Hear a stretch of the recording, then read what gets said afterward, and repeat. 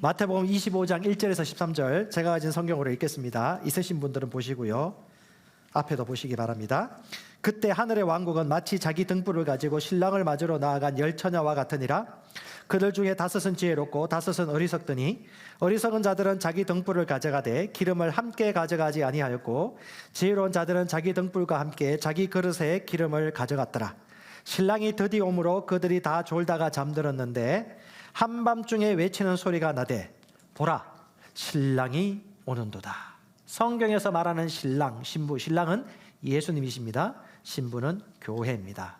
결혼잔치로 비유합니다. 실제입니다. 신랑과 신부가 만나는 그날 바로 재림입니다.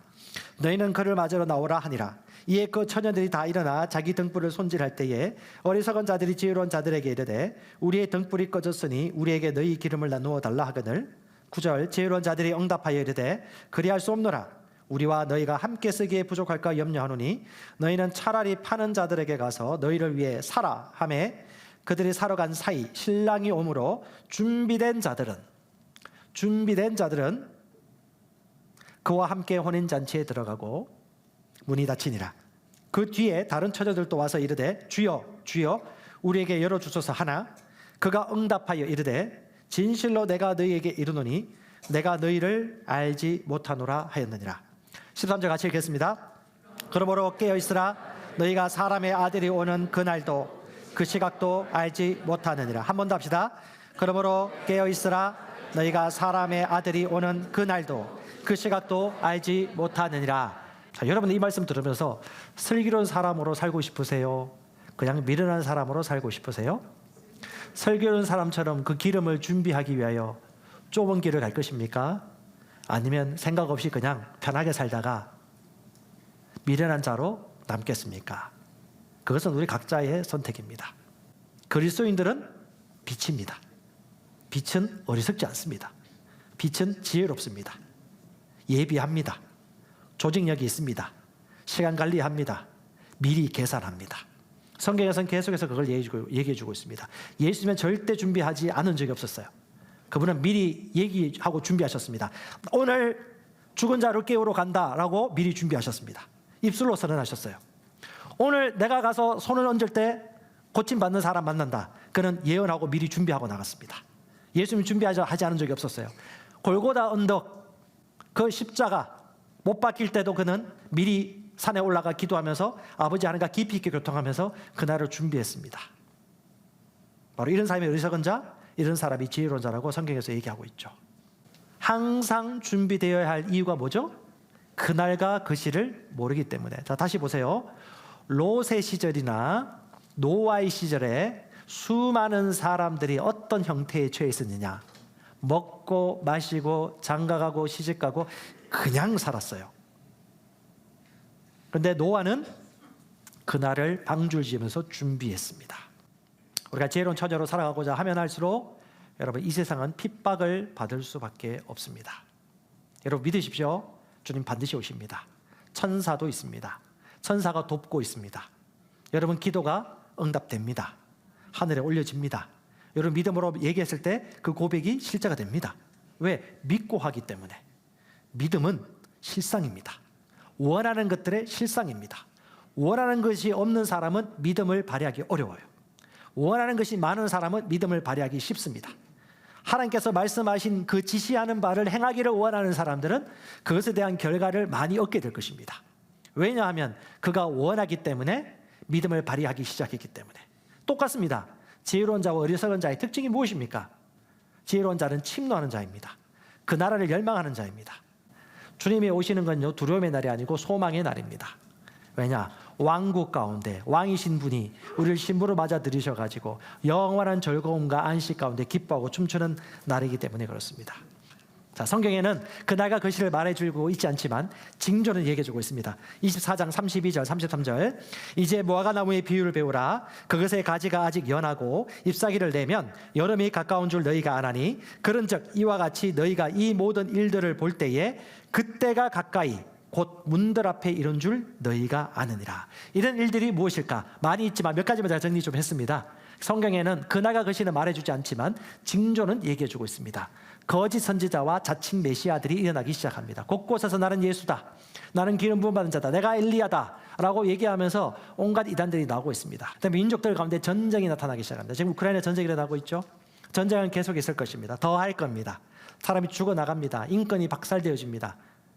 보트 타고 가다가 침몰합니다. 사람들이 죽습니다. 온갖 부정적인 일들이 일어납니다. 고통 겪습니다. 이런 일이 더해갈수록 마지막 날이 가까워오고 있다라고 보시면 되겠고요. 그다음에 온갖 죄들이 흉악합니다. 갈수록 범죄가 넘칩니다. 양심이 화인 맞은 것처럼 죄를 지어도 떳떳해요. 거짓말도 떳떳하게 해요. 진짜처럼 얘기합니다. 왜요?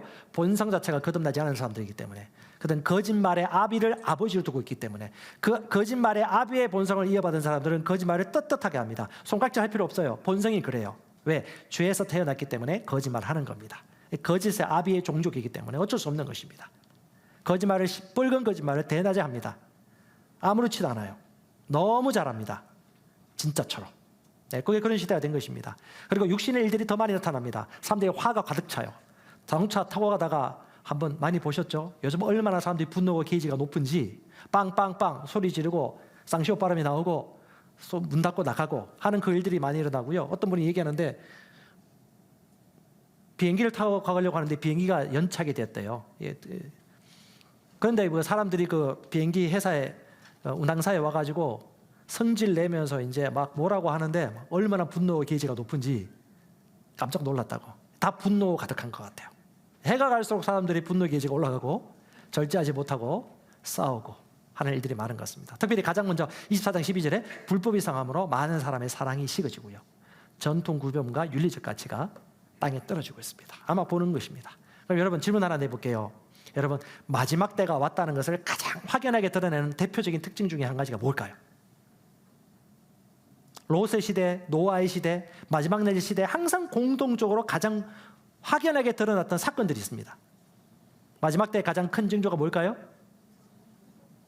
성적 타락, 특별히 동성애가 창궐했고요. 동성애에 대해서 전혀 옳고 그르다는 기준이 모호해졌습니다. 그리고 옳다고 여겼습니다. 자, 마태복음 16장 19절에 주님이 우리에게 단도직입적으로 얘기해주고 있습니다. 같이 읽어볼까요? 내가 하늘의 왕국의 열쇠들을 너에게 주리니 무엇이든지 네가 땅에서 묶으면 그것이 하늘에서 묶일 것이요 무엇이든지 네가 땅에서 풀면 그것이 하늘에서 풀리리라. 아멘. 여기서 너라는 단어가 몇 번 나오죠? 이 당신이 누구입니까? 교회입니다. 믿는 자들에게 뭘 말씀하셨어요? 내가 너에게 준다. 뭘? 키를 주겠다. 자, 지금 고통 겪고 있는 분들이나 인생에 너무 큰 무거운 짐을 가지고 있는 분들 제가 건면하고 싶습니다. 이건 제 말이 아니고요. 지난주도 그렇고 이번 주도 그렇고 계속해서 하나님 주시는 은혜의 메시지이기도 합니다. 여러분, 누가 해주길 기다리지 마시고요. 여러분이 할 수 있습니다.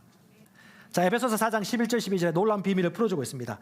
그분께서 더러는 사도로, 더러는 대언자로, 더러는 복음 전파자로, 더러는 목사와 교사로 주셨으니 이것은, 이 오중직임자를 얘기해요. 하나님이 은사를 주시거나 세우신 분들입니다. 오중직임이 있습니다. 하지만 그들이 세운 궁극적인 목적은 어디를 방향을 향하고 있죠?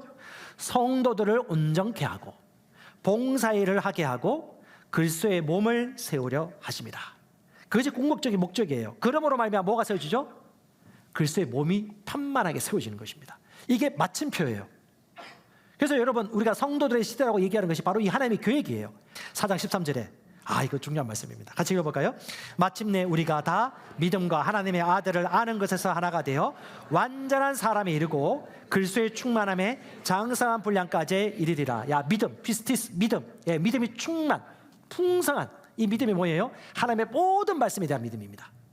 구분하지 않아요. 다 믿어요. 하나님의 모든 말씀에 대한 믿음. 그리고요, 하나님의 아들을 아는 그 지식. 뭐예요? 하나님의 아들이라는 본성이 있죠. 그 하나님의 아들과의 연합을 인식하는 것입니다.